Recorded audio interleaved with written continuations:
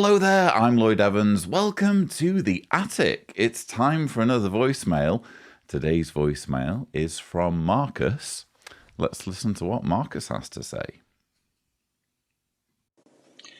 Hi Lloyd, my name is Marcus and I'm calling in from Germany. You can feel free to use my message for your channel if you wish to. And first of all, me too, of course, want to thank you very much for your really great channel and all the tremendous effort you put into it. And I have to say I'm long out already, still watching all your videos. So thank you very much for that. And also sorry for my English. I want to apologize. I'm not a native speaker, of course, but will try my very best. Shortly to me, I'm an ex-elder, ex-pioneer missionary and left the JW religion already 23 years ago. But I'm still a little bit active in the ex-JW community here in Germany and trying to give support to those who want to come out. Regarding my question, I'm not sure if you ever discussed this subject in a previous video. I couldn't find any, at least not recently, so I don't think so. So among the ex-JW community here in Germany, there is a subject currently coming up very big again, and I'm having a little bit a problem with it. And this is the possible use of subliminal pictures in the JW literature. To give you a little bit of background, when I was leaving the Witnesses 22 years ago, at that time it was already a very huge thing here in Germany. We do have a strong community of former Jehovah's Witnesses, and even some PMO are working actively in there. It's called Bruder Info. And already at that time, when I was leaving, they published many articles and very emotional statements about dozens of such subliminal pictures in the books and magazines. And already at that time, I really had to struggle to reproduce the claimed things that they described. Some could be seen maybe a little bit better, some not at all, at least to me. And also I couldn't see any reason why the Witnesses should do it, at least from my viewpoint as an atheist. After a few years, the subject got almost a little bit forgotten, or at least wasn't that present as it used to be.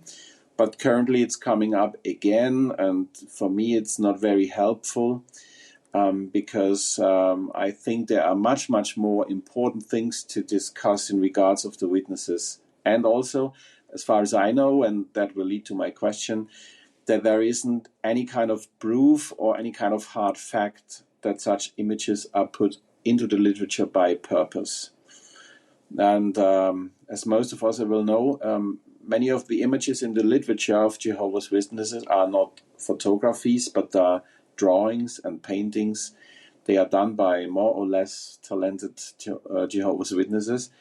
And most of us will probably also agree that if you long enough staring at such drawings, you will be able to see any or any kind of things. So it's sometimes just a matter of fantasy and how long you're staring at a bush or whatever. I can also remember as kids we were laying in the grass and looking in the sky, and if you're staring long enough in the clouds you will find a unicorn or eventually a devil's face, whatever. And the same will work probably for some rock formation, and if you smoke a little bit of something before, it even will work better. So therefore for me this discussion is very tiring as long as there are no hard facts or any kind of proof. Only thing that triggered me a little bit more was recently when they used this doll that looked like Annabelle, the horror doll, several times in the literature, and I think also in some movies. So that I found really also a little bit odd. And I'm also sure that in case you publish this, there will be many comments like you must be blind if you don't see it or so. But for me, I'm really still not sure, not convinced. Anyhow, my question for you is, what's your general opinion in this subject?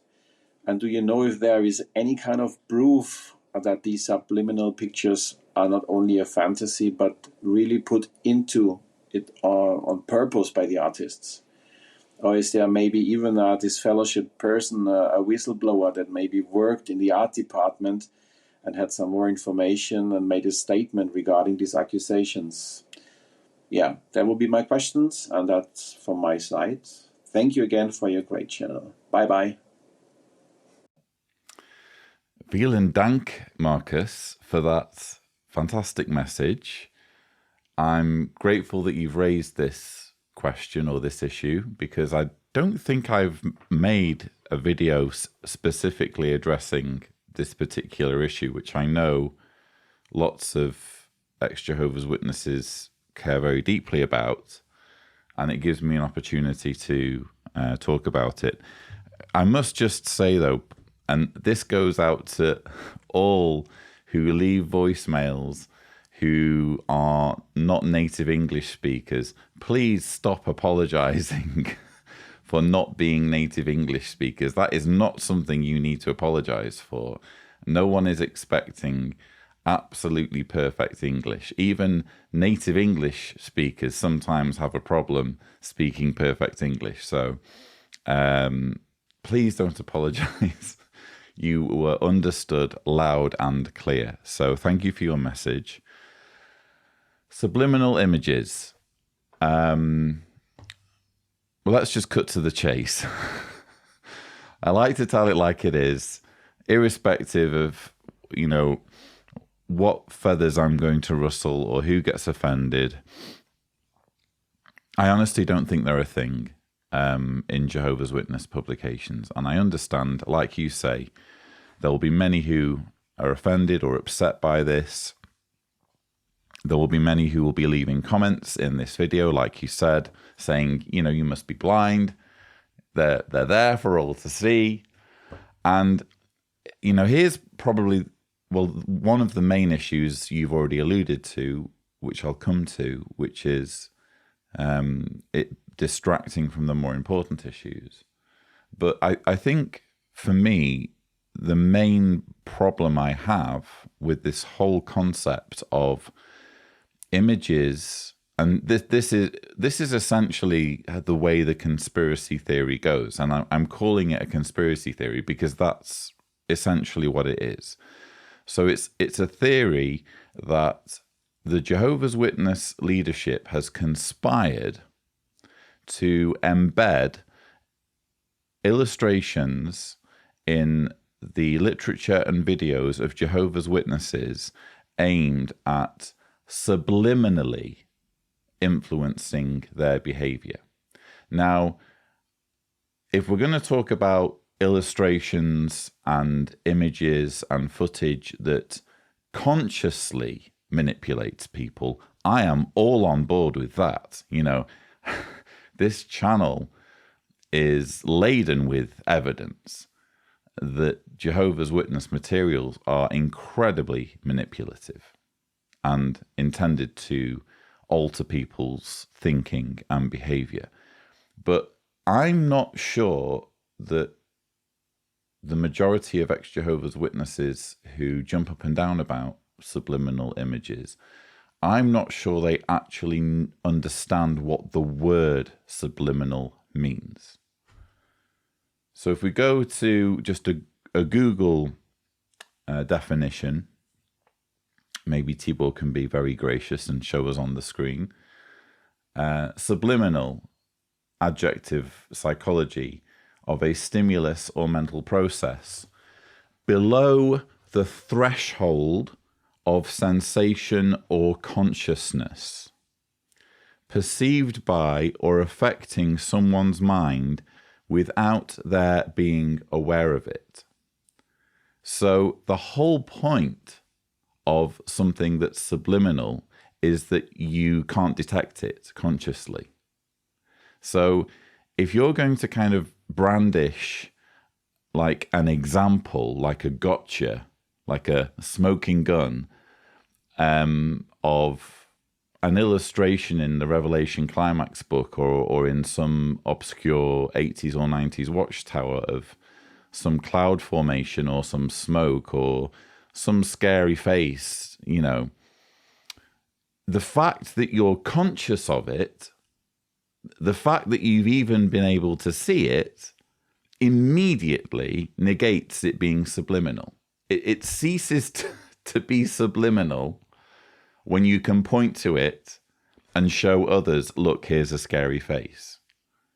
So I'm not sure that the majority of people who use this, who subscribe to this theory of subliminal images in the literature, I'm honestly not sure they even understand what the word subliminal means. I think that as human beings, we are pattern seekers. Well, I don't think that. I know that.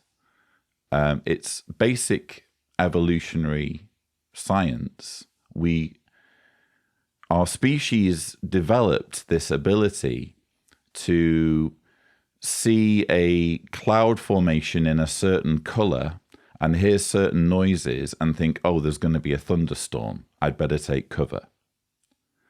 Or it developed the ability to look into a meadow and where there's long grass and see what looked like two eyes in the grass and think that's probably a lion or some kind of large beast. I'm going to either attack it or run the other way or take precautionary measures. It's coded into our biology to find patterns in things. And that has served a purpose and continues to serve a purpose for us in terms of our basic survival. But it also leads us down all sorts of blind alleys. It leads us off on all sorts of wild goose chases. And I'm sorry, that's essentially where I would say the bulk of conspiracy theories come from. Because you see a photograph and all it takes, or video footage of Bigfoot, and immediately, you know, your basic coding of trying to find patterns kicks in, and you're like, oh, well, this is obvious. But sometimes there's more than one explanation for something. And in this case, in the case of weird artwork, or maybe even the occasional scary face, I think when it's not just simple coincidence, it's, you know, worst case scenario, it's maybe like a Bethelite or two in the art department, you know, fooling around a bit. What really would be the benefit to the governing body of investing, you know, the time and resources to embed these illustrations and get them printed? Printing costs money. You know, what's really the payback to them doing this subliminally when they can just do it the direct route? They can cut out the middleman and they can just tell people what to think, which they can do and do.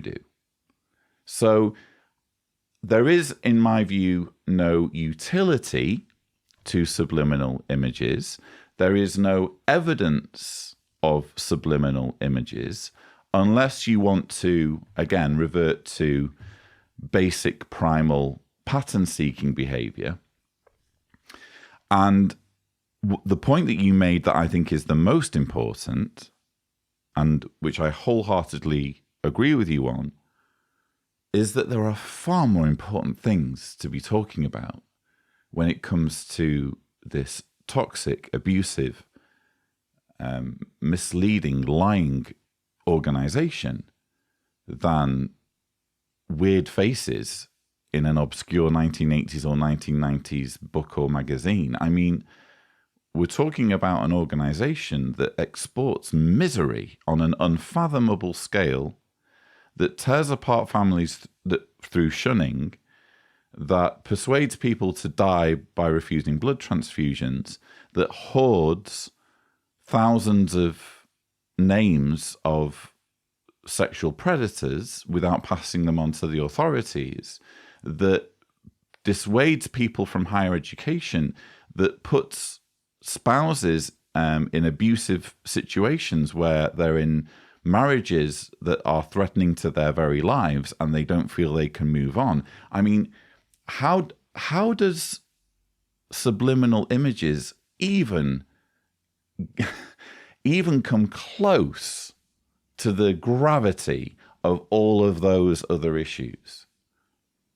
You know, in my opinion, it doesn't even warrant a footnote if we're chronicling the abuses of this organization. And that's if it were really a thing, which I don't think it is. But even if we were to grant that, for whatever weird reason, past and present governing bodies have been commissioning these subliminal images in the artwork, even if we were to grant that, and I don't think we can, and again, what does subliminal even mean when you actually look at the definition? It doesn't come close to the seriousness of all those other issues. If anything, I think it's actually quite dangerous. It's a dangerous distraction, because the more time people spend jumping up and down on this or other weird conspiracy theories, and I'm going to piss off a load of other people now, such as the whole Freemasonry thing, thumbnail here if Tibor is gracious. Unfortunately, there will always be a percentage of ex-Jehovah's Witnesses who really, really are into all this, you know? And I'm the sort of person who just says, you know what, whatever gets you through the week, you know? Life's difficult enough. If this sort of thing amuses you, if you really like digging up old Watchtower illustrations and trying to find scary faces or whatever, just go nuts, go for it. Same thing with Freemasonry. If you really like to think that David Splain and Stephen Lett meet in a lodge somewhere and wear aprons that look like email logos and kind of do these weird rituals, you know, knock yourself out, really. But as someone who's devoted many, many years to activism and who cares deeply about, you know, the real abuse that's happening in this organization, I cannot help but feel at least a hint of resentment if that sort of nonsense is going to take up bandwidth, if we're talking about, you know, the narrative of ex-Jehovah's Witnesses and the message that we want to get across to people. If anything, I think if I were on the fence, let's say I were a Jehovah's Witness who was believing in the organization and just wanted to kind of peer over the fence and see what apostates were talking about, if my first interaction, if the first like video or blog article I came across was, hey, look at this image in the 1980s, in a 1980s Watchtower, it's a scary face, it was put there subliminally, I would immediately, my head would go right back and I would be like, yeah, they are nutters. I'm sorry, I'm just going to say it. They are nutters. They are sensationalizing things. I'm going to stay in God's one and only true organization. That's why I think it's dangerous. Again, on a personal level, if you want to go down the rabbit hole, whatever rabbit hole may exist here, you know, go crazy. But I'm sorry, there are just more important things for the ex-Jehovah's Witness movement to be talking about. I hope that's answered your question. Thank you very much indeed for leaving your message. I hope, given the fact that you are in Germany, that we'll maybe get a chance to meet someday. Don't forget that if you would like to leave a message, the thing to do is go to speakpipe.com/Cedars, remembering to indicate clearly if you don't want me to broadcast your message on this channel. But that's all we have time for. Thank you so much for watching.